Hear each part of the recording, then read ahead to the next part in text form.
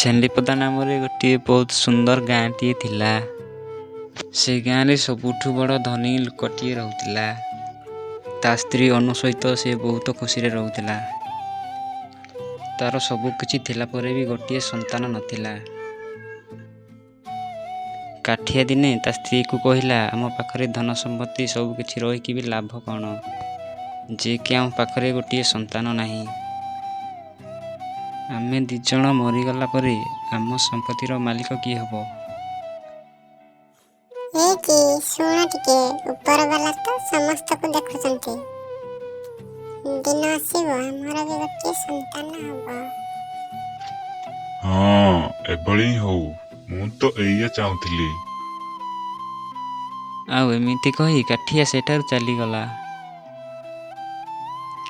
ଆଉ ଗୋଟିଏ ଦିନ କାଠିଆ ଆଉ ତା ସ୍ତ୍ରୀ ଜଙ୍ଗଲରେ ଚାଲି ଚାଲି ଯାଉଥିଲେ।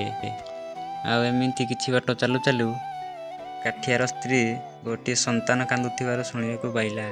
ହେଇକି ତୁମେ ଶୁଣିବାକୁ ପାଉଛ? ଏଠି କୋଉଠି ଗୋଟେ ଛୋଟିଆ ଛୁଆ କାନ୍ଦିବାର ଶୁଭୁଛି।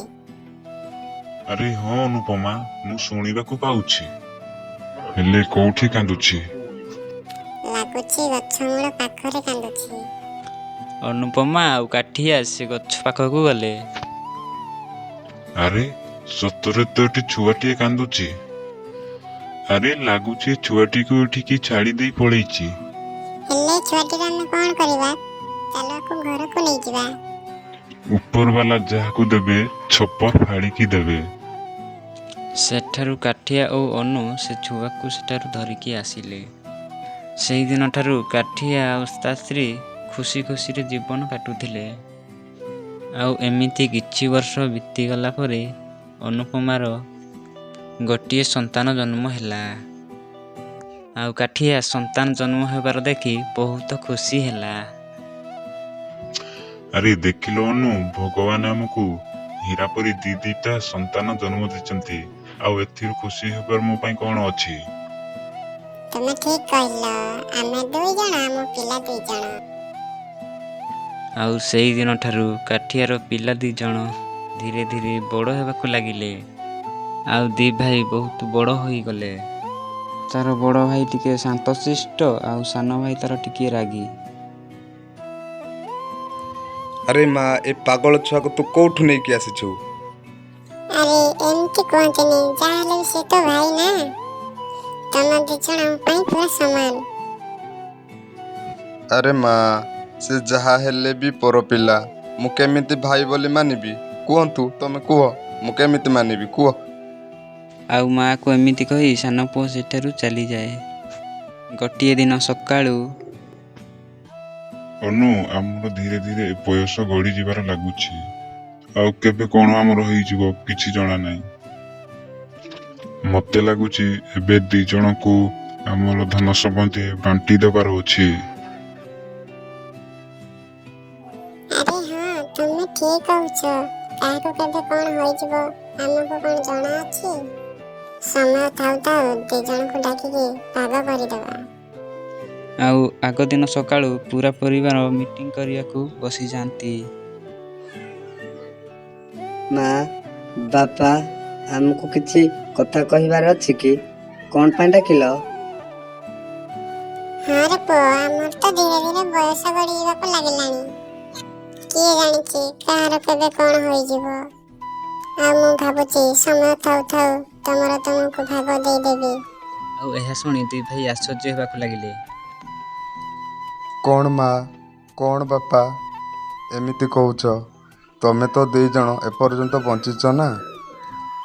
କେବେ କାହାକୁ କ'ଣ ହୋଇଯିବ କ'ଣ ଜଣା ଅଛି? ମୋର କିଛି କହିବାର ନାହିଁ। ତମର ଯାହା ଇଚ୍ଛା କରିବାର ଅଛି କର। ଗୋଟେ ଦିନ ପରେ ହେଇକି ଶୁଣୁଛ, ଏଇ ଗଡରେଜରେ ମୁଁ ମୋର ସୁନା ରଖିଥିଲି, ମିଳୁନାହିଁ। ଆରେ ଭଲସେ ଦେଖ, ସେଇଠି କୋଉଠି ଥିବ। ଆରେ ମୁଁ ତ ବହୁତ ଖୋଜାଖୋଜି କଲିଣି, କିନ୍ତୁ ହାର ମିଳୁନାହିଁ। ଏହାପରେ ଅନୁ ହାରକୁ ବହୁତ ଖୋଜିଲା, ହେଲେ କିନ୍ତୁ ମିଳିଲା ନାହିଁ। ତାପରେ ଅନୁ ତା 2 ଜଣ ପୁଅକୁ ଏକାଠି ଡକେଇଲା ଆଉ କହିଲା, ଆରେ ପୁଅ, ସେଦିନ ତୁମ ବାପା ଯୋଉ ହାର ଆଣିକି ମତେ ଦେଇଥିଲେ, କୋଉଠି ମୁଁ ପାଉନି। ତୁମେ କ'ଣ ଦେଖିଛ କି? ଆରେ ମୁଁ ତ ଆଲମାରିରେ ରଖିଥିଲି। ତୁମ ଦି ଜଣରୁ କିଏ ନେଇଛ ସତ କଥା କୁହ। ଆରେ ନାହିଁ ମା, ମୁଁ ତ ହାର ଦେଖିନି, ମୁଁ କେମିତି ନେବି? ଚିନ୍ତା କରିନି ମା, ମୁଁ ତୁମକୁ ଖୋଜିବାରେ ବହୁତ ସାହାଯ୍ୟ କରିବି। ଆସନ୍ତୁ।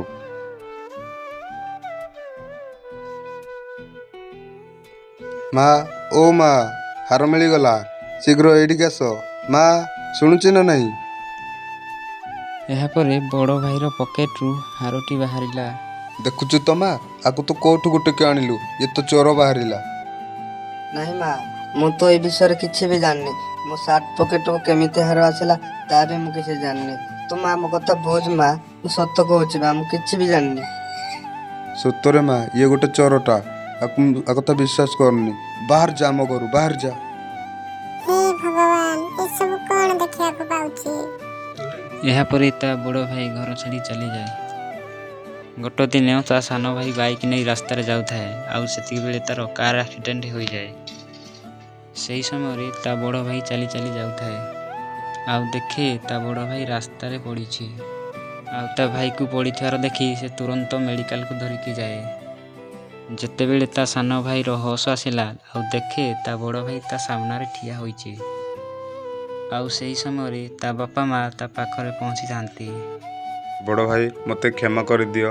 ମୁଁ ସେଦିନ ଜାଣି ଶୁଣିକି ସାର୍ଟ ପକେଟରେ ସୁନା ରଖିଦେଇଥିଲି। ସରି, ମାଫ୍ କରିଦିଅ ବଡ଼ ଭାଇ। ମୁଁ ସେଦିନ ଲୋଭରେ ପଡ଼ିକି ଅନ୍ଧ ହୋଇଯାଇଥିଲି। ମୋତେ କ୍ଷମା କରିଦିଅ ବଡ଼ ଭାଇ। ଏସବୁ ମୁଁ ତୁମକୁ ଘରୁ ବାହାର କରିବା ପାଇଁ ଏମିତି କରିଥିଲି। ମା, ବାପା, ତୁମେ ଦୁଇ ଜଣ ମୋତେ କ୍ଷମା କରିଦିଅ। ଏହାପରେ ଖୁସିରେ ଖୁସିରେ ତାଙ୍କ ଘର ପରିବାର ଘରକୁ ଚାଲିଯାଆନ୍ତି। ଭିଡ଼ିଓଟି ଯଦି ଭଲ ଲାଗିଥାଏ ଲାଇକ୍ କରନ୍ତୁ, ସବସ୍କ୍ରାଇବ୍ କରନ୍ତୁ।